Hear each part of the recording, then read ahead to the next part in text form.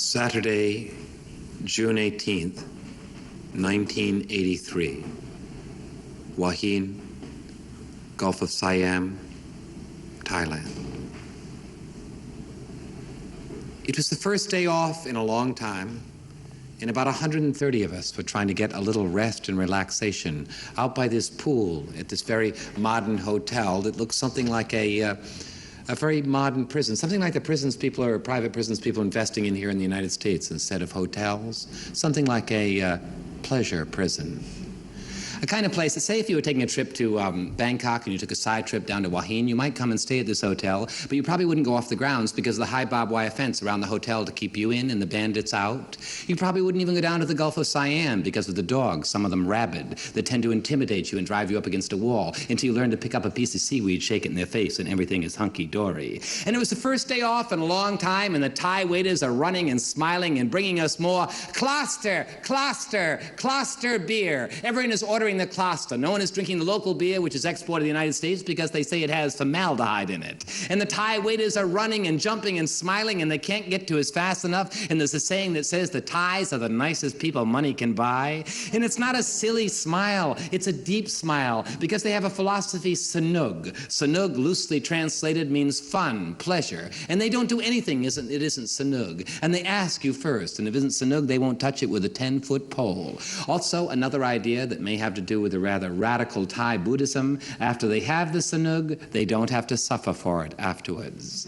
And it was the first day off in a long time, and some of the British crew had the good sense, or bad sense, depending on how you look at it, to buy women as soon as they arrived in Bangkok. I heard each man bought 2 so he wouldn't risk falling in love when it came time to leave. And there the crew were, like these 250-pound beach whales out by the swimming pool, just lying there with these skivvy little chickadees, 90-pound in from the country in 2-piece bathing suits, walking up and down in them, giving them shiatsu. And it was the first day off in a long time, and the Thai waiter is running to jump over hedges to bring us more Kloster beer, and all of a sudden the waiter trips, falls, the Kloster beers fall and explode on the cement by the pool, and the waiter looks up with a great smile and says, "Sorry, sir, we've just run out of Kloster." And Ivan, devil in my ear, Ivan Strasberg, head of the 2nd Camera Unit, a bit of a Mephistophelian figure, gray-beard, handsome man, South African, comes up to me and says, "Spalding man, hey, there's a party tonight up at the Gulf of Siam.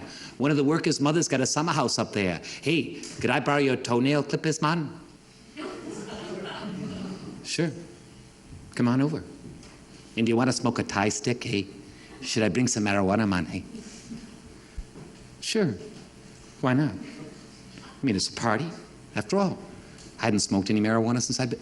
Look, every time I am in a country where the marijuana is supposed to be so good, you know, India, Mexico, Northern California, now Thailand, I always feel that I should try it, you know. Maybe this time it would be different.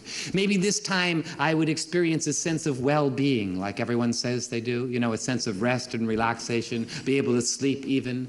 You see, it tends to unlock my kundalini in the worst way. It gets stuck there in my lower chakra there, like a snake, like a fist, like a snake chasing its tail, like a Studebaker stuck in sand. I thought, maybe I'll give it a try this time. I thought, no, wait a minute. I better speak with Renee first before I do it. Renee, my girlfriend, was over there visiting me for 14 days, and I had made a promise, a commitment, you see, is to return, as soon as the film was over, to return to her, because we had rented a cabin for the summer in upstate New York, in Crumville, New York, you know, Krumville. And let me tell you, Crumville, New York was looking less and less interesting to me the longer I was in Thailand, you see. The other thing was that I hadn't had a perfect moment yet. And it's very important for me to have perfect moments in exotic countries like that. You know, I always like to have them because it gives you a good sense of closure. You know, kind of lets you know when it's time to go home.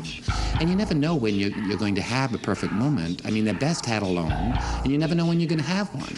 Look, I had a vision of myself by now as a kind of wandering bachelor mendicant poet, wandering all the way down the beaches of Malaysia